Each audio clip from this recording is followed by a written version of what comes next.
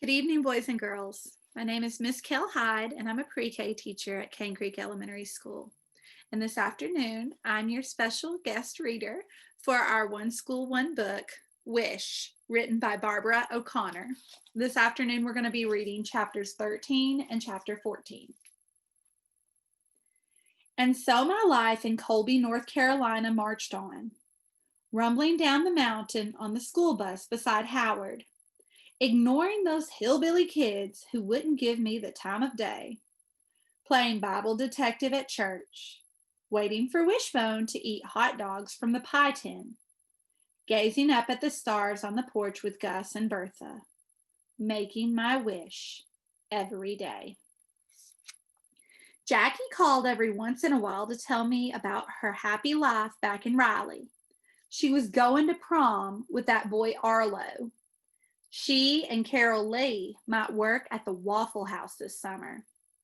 She got a fake tattoo of a butterfly on her ankle.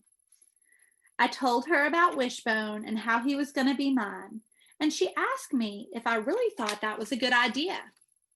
I told her yes, it was a very good idea, and that was that. I'd seen Wishbone 3 more times, sniffing at trash in the parking lot of the Dairy Freeze, trotting along Highway 14 in the rain, eating something out of a paper bag under a picnic table beside Brushy Creek. Twice I'd found the pie tin in the trap empty, but I hadn't seen him anywhere nearby.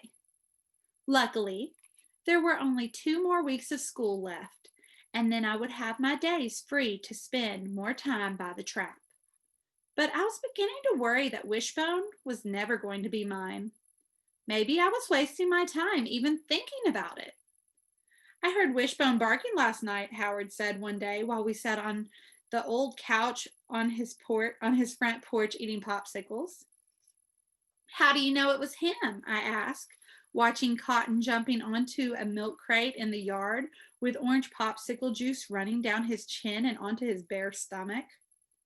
I just know, Howard said. We're never going to catch him, I said. Gus was right. He likes being a stray. Don't be a quitter, Howard said. I'm not a quitter. Yes, you are. I stamped my foot. I am not. Howard licked melted popsicle off the side of his hand and said, Pineapple. I flopped back against the sofa and hurled my popsicle stick out into the yard. The pineapple plan of his was starting to get on my nerves. Oh, good gravy, Charlie, he said. Don't be a baby. I'm not a baby, I hollered. Howard shrugged. You sure are acting like one, he said.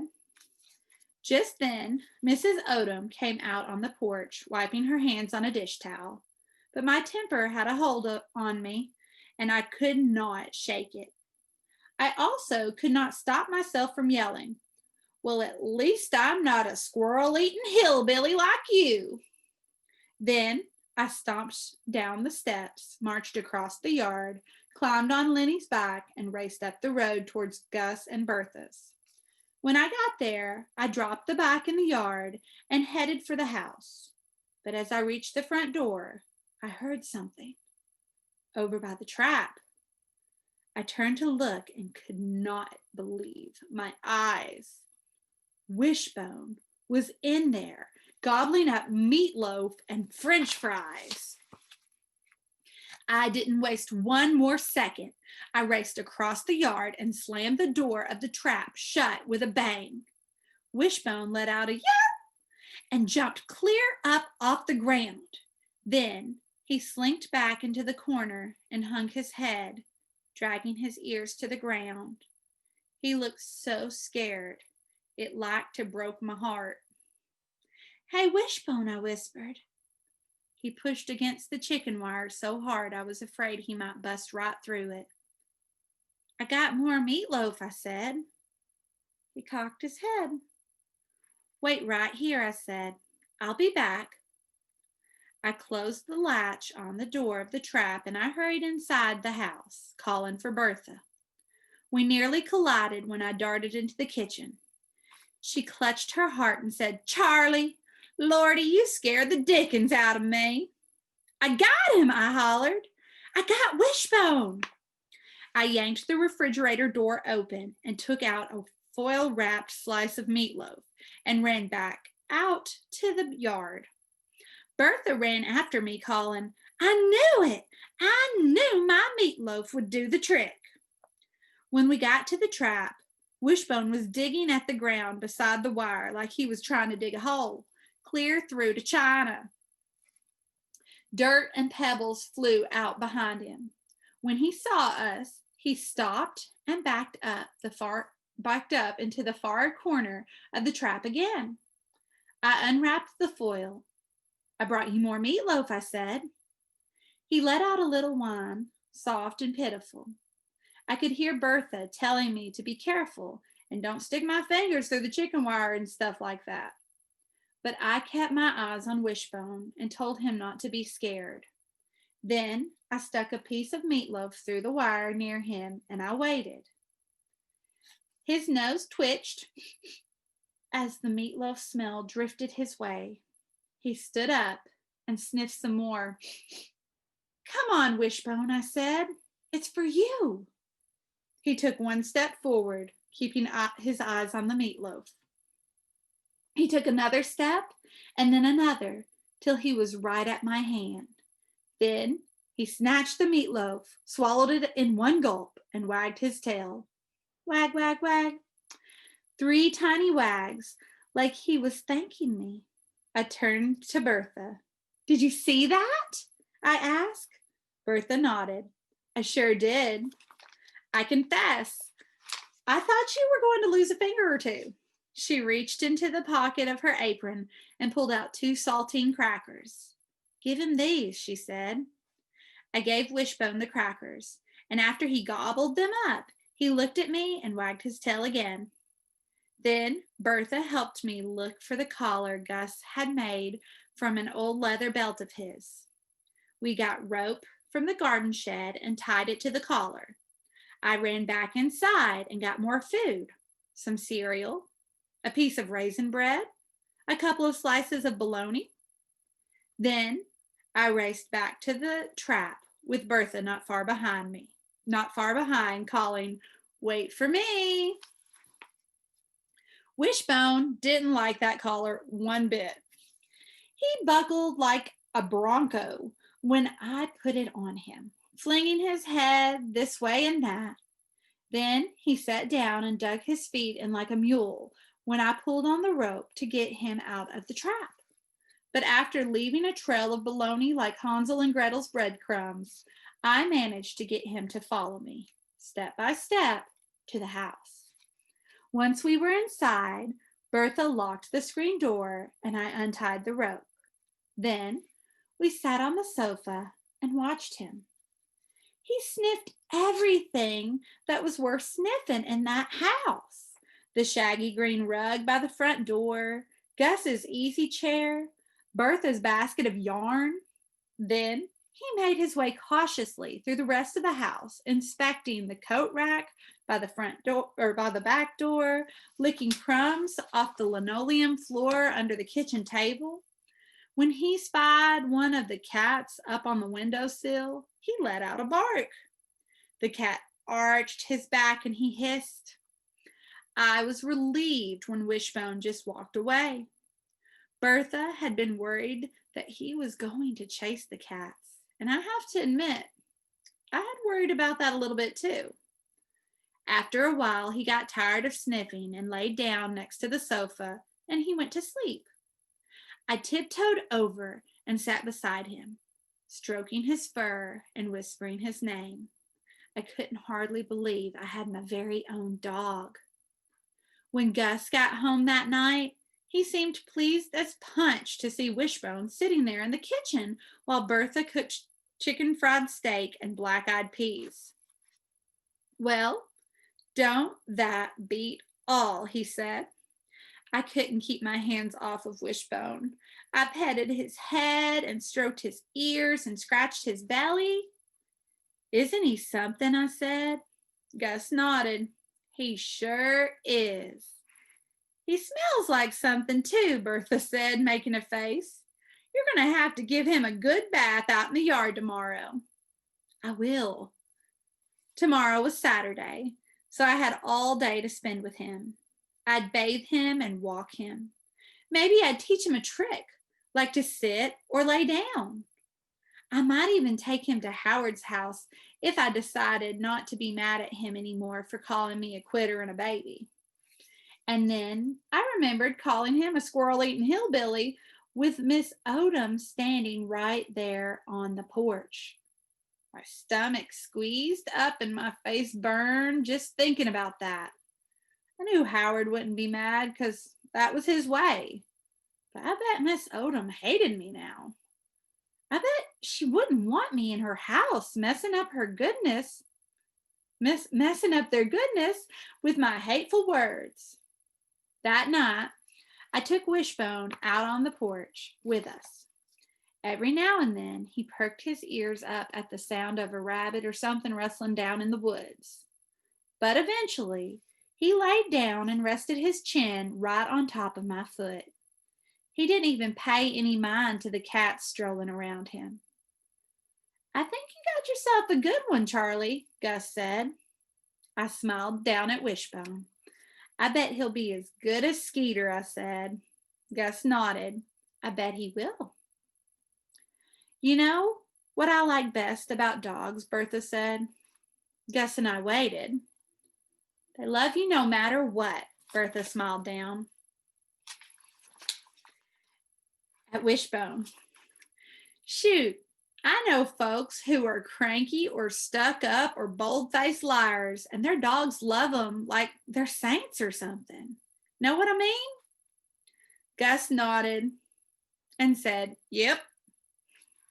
I hate to admit it, Bertha went on, but I bet half these cats of mine would run off and never look back if somebody came along with a can of sardines.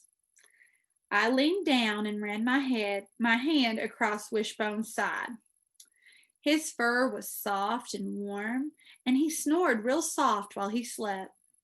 Then I gazed up at the starry sky and had a feeling I hadn't had in a long time. Thankful. I felt thankful that I had my very own dog who would love me no matter what. When I woke up the next morning, the first thing I did was look for Wishbone to make sure I hadn't just dreamed he was mine. Sure enough, there he was, curled up on the floor beside me. I'd put one of my pillows there for him, and he hadn't wasted 1 minute flopping down on it. I spent the morning bathing him and combing him and picking burrs out of his tail and ticks off of his ears. I knew he didn't like it much, but he let me do it. When I was done, he looked so handsome and he smelled so good that Bertha kept making a fuss over him and running back into the house to get him another chicken liver. He was so skinny you could count his ribs right through his fur. We need to fatten him up, Bertha said. After lunch, I practiced walking him with the rope tied to his collar. At first, he'd made it clear that he didn't like it. He'd jerk his head this way and that, or sit down and refuse to budge. But I kept a plastic bag full of tiny pieces of cheese and bacon and stuff to lure him along. And after a while, he was trotting right beside me, around the yard, through the garden, up the driveway and back. I let him take a nap, tied up in the shade of the big oak tree on the steep slope of the back porch, by the back porch. Bertha brought a tablecloth outside and spread it on the ground next to him. Then the two of us had pimento cheese sandwiches and sweet tea for lunch. Bertha told me a story about some old man named Cooter who used to be the mayor of Colby. He carried a gun, she said, And if anybody parked in the front of the town hall where they weren't supposed to, he'd shoot their tires out. Really? Really. And his wife used to wash her underpants and hang them on the antenna of her car and then drive around town till they were dry.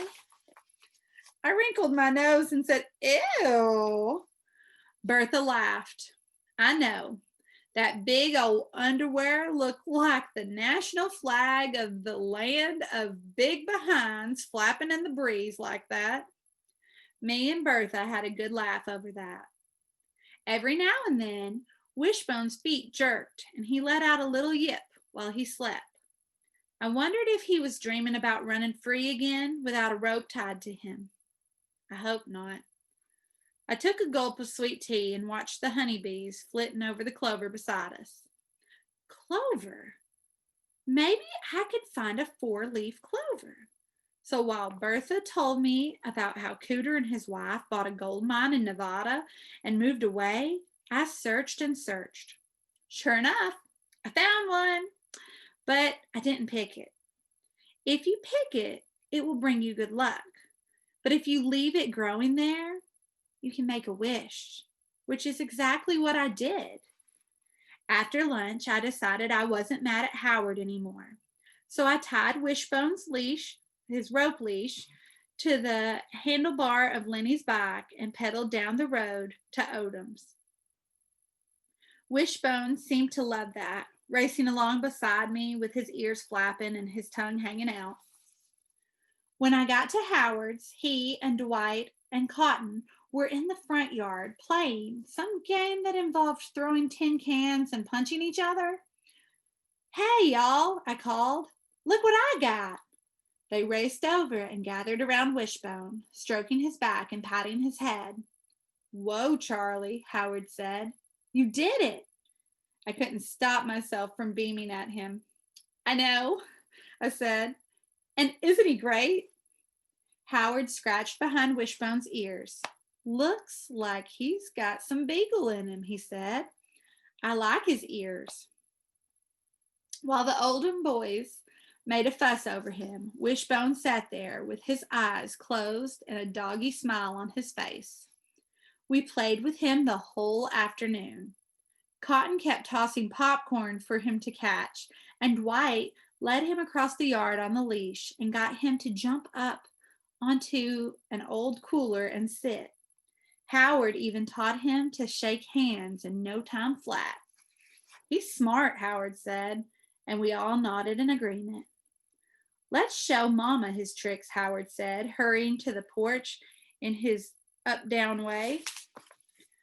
With everybody making such a fuss over Wishbone, I'd forgotten about what I'd said yesterday when my scrappy temper had grabbed hold of me. But when Mrs. Odom came out to the yard to see Wishbone, I remembered.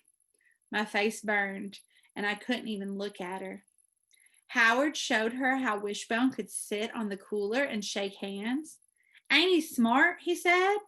He is smart for sure, Mrs. Odom said, and lucky he's found such a fine friend as Charlie. I felt relief wash over me. Maybe Mrs. Odom wasn't mad at me after all. Let's get some treats and teach him to roll over, Howard said. That's a good idea. Mrs. Odom ruffled my hair. I've got some squirrel pie fresh out of the oven. I wanted to sink right into the ground when she said that, or disappear into thin air. Poof, gone. But of course I couldn't. So I just stood there with my face burning and my stomach in a knot. Dwight and Cotton hooted and hollered, slapping their knees and saying, squirrel pie. Miss Odom put her arm around my shoulder, and when I got up my courage to look at her, she winked at me. I'm so glad to have a feisty female around here to help me keep these boys under control. I've been needing a girl on my team. On her team? Miss Odom needed me on her team? I wished I could have stayed I could have saved that moment there in that weed-filled yard, surrounded by those good-hearted Odoms with Wishbone sitting there on the cooler in front of us. Just pack it into one of Bertha's canning jars to keep in my room. Then, when I was feeling bad about myself or loaded down with all my troubles, I could open it up and breathe in the goodness uh, of it, and I'd feel better. But the moment passed, and Howard brought a piece of chicken out to the yard, and we tried to teach Wishbone to roll over, but all he wanted to do was eat chicken. Back in Riley, we've got a fence around the yard, so he can run free back there, I said. Howard's smile faded, and he said, "Do you think your mama will let you keep him?" Shoot, I wish he hadn't said that, because it stirred my worries up, and I'd been doing such a good job of keeping them locked in tight. The truth of the matter was, there was no telling what Mama would think about me showing up back there with Wishbone. But I managed to push the worry away and say, "Sure she will. She's going to love him." "When are you leaving?" Howard asked in a tiny, quivery voice. I shrugged. "I don't know," I said. "Soon, I bet."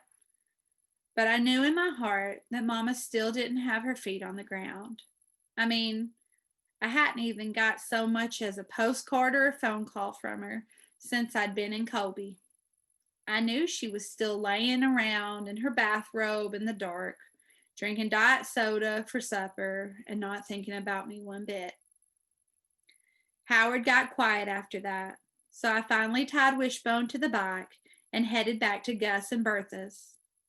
When I got there, Gus was sitting at the kitchen table while Bertha sliced green peppers from the garden and jabbered about that fancy new drugstore they were building out on Route 26. "Well, there they are," Gus said when he saw me and Wishbone, "a girl and her dog." Then he reached in his pocket and pulled out something that he held out to me in his palm.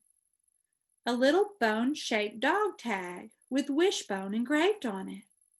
He turned it over and showed me it had a phone number on the other side. "Gus," Bertha squealed, "you're a prince." She kissed his cheek. "Ain't he a prince, Charlie?" I nodded.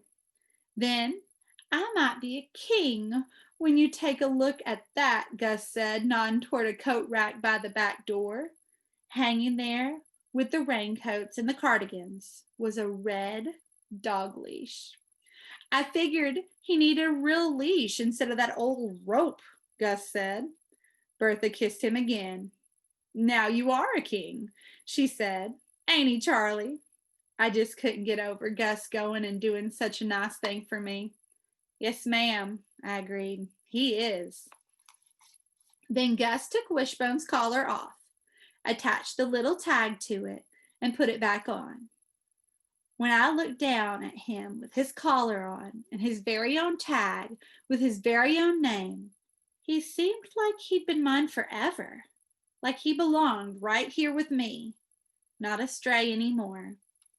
And in the middle of that happy moment, I had a tiny seed of thought that I hurried to push out of my mind before it had time to grow. That thought was this: where in the world do I belong?